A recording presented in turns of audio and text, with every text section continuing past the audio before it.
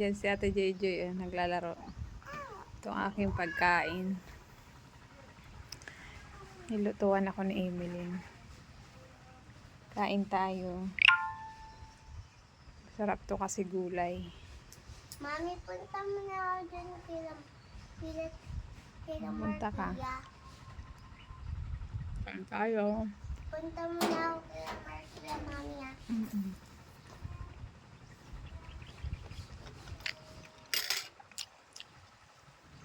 Gulay na malunggay. Mami, tara. Ate JJ. Tara. Tayo, Nge. kasi nakasabi to.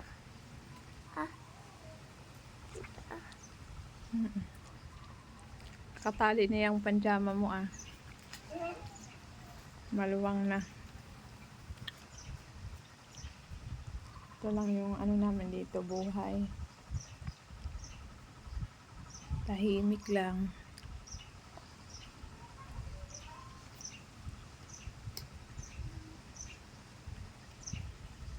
Gulay.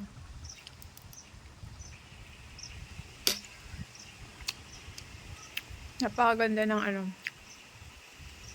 malunggay sa katawan. Ang daming benefits.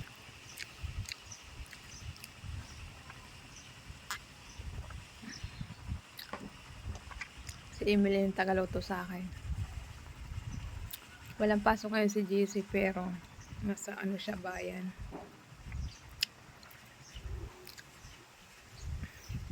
Niyayaya ang akong mamalingki. Tinatamad ako. Nakakatamad maggala-gala.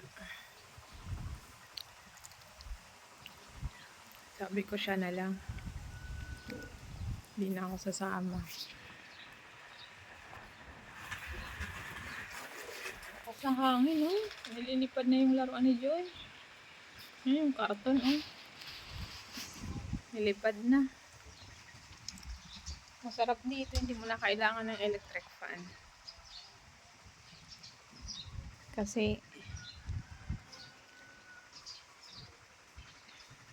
sobrang lakas ng hangin.